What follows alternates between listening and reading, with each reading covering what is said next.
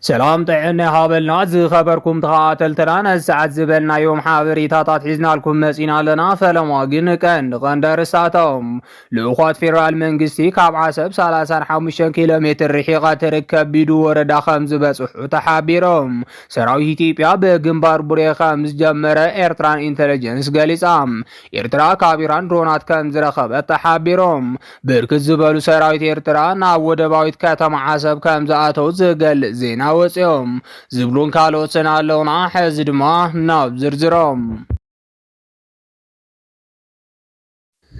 لأخوات فيدرال منقستي كاب عسب 35 كيلومتر رحيقة كبيدو وردا خمز بسوحوتا حابيروم أبسو منزي عبي مزرار بزعبا خوينو زنبرا قوداي لأخوات فيدرال منقستي ناب كل العفار تقوعيزوم أبوري قنبار مركابوم زقالسيوم أبتو قنبار بيركت زبالو لعلوت أمرار حفيدرال أزا سراويتن سبا سلطاناتن داخل الانسترهو بخوينوم بيركت زبالو آكالات دمان ايكوينات قد مخونتي وبمبال ناتخيد خيق ومصنحهم يذكرهم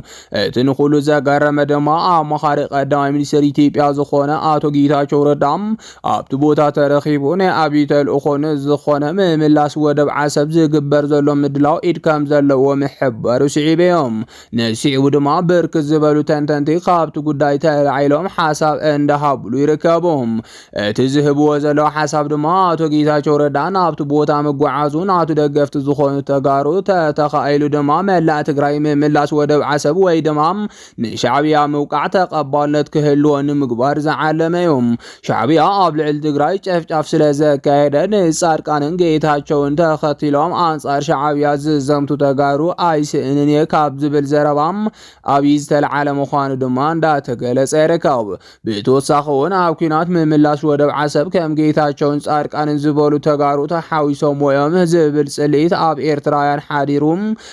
تجميرو زلانه عرق منفس زمصصم دو كبل زعلمنا ابي بعل بوزح عقم زلو خيدي كبلو برك زبالو تنتنتي يغلصلاهم سلازي دما ابت بعل امباسادر رضوان حسين زلوم ጎጅለ ጌታቸው ረዳኮ ጓዝ ተገበረና ዘዓላማን መስኻይ خبلو ምንጭታት ይገልጹላውም ነሲዕቡን ሎሚ አትዑደት አብጥቃ ኤርትራም አብ ኢትዮጵያ ኾነ አብ ኤርትራ አጀንዳ ሊሪካብ እዚ ድማ ናይ ውግ ቅድመ ኾነት دفعاتن كونتات سراويتن يوم غوبنيوم دلونت بأبيت ودي لتوايلو بمنغس ኤርትራ ተገምጊቡ ከምዘሎ ተሓቢሮም በተወሳኹን በዓል ጌታቸው ረዳም ካብ ወደብ ዓሰብ 35 ኪሎ ሜትር ርሕቀት ትርከብ ቢዱ ወረዳውን ከም ዝበጽሑ ዝተገልጸ ኮይኖም ድሕሪኡ ግን ድሕነቶም ሰጊኦም ከም ዝተመለሱዩ ዝነገር ዘላም ብመሰረት ድማ ካብ ሻዕብያ ስጉም ትኹሰረሎም ከም ዝኽእል ሓበሬታታት ዝተነገሮም ኮይኖም ነዚዕቡን ድሕሪት ክምለሱ ከም ዝተገበሩዩ ዝነገር ዘላም ብርክት ዝበሉ ሰራዊት ኤርትራ ድማ ናብ ወደባዊት ከተማ ዓሰብ ከም ዝኣተው እንዳተገለጸ ይርከብ እዛ ወደባዊት ከተማ ብሕጂ ሰዓት ብሰራዊት ኤርትራ ዘዕለቕለቐት ኮይናም ሓይላ የርእቲ ሃገርውን ኣብታ ከተማ ምንቅስቓስ ጀሚሩ ከም ዘሎ ምንጭታት ይገልጹሎም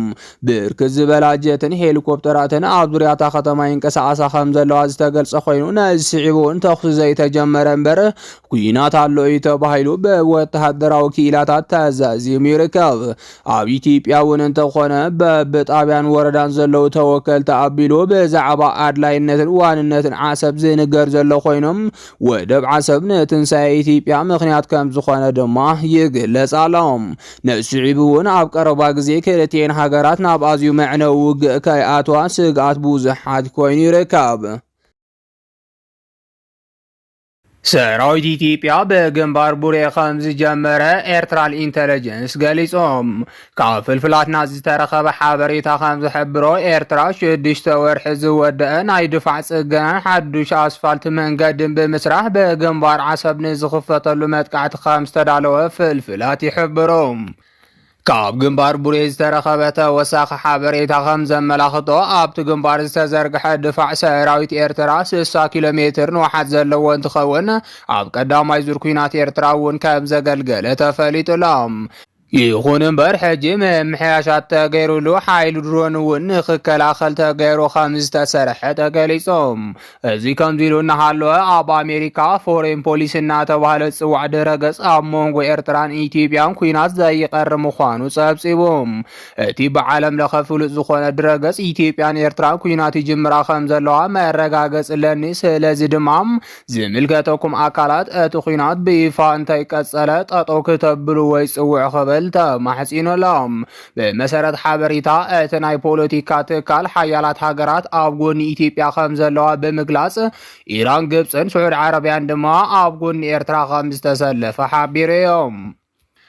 እዚ ከምዚ ኢሉ እናሃለወ ጌታቸው ረዳ ሓዊሱ ዝተመረጹ ኣመራርሓ ብልጽግና ናብ ግንባር ቡሬ ብምጉዓዝ ኣብ ከተማ ቡሬን ከባቢያን ጉዕዞ ብምግባር ንሰራዊቶም የተባብዑ ከም ዘለው ዝለቐቕዎ ናይ ምስልን ቪድዮን ሓበሬታ የረዳም።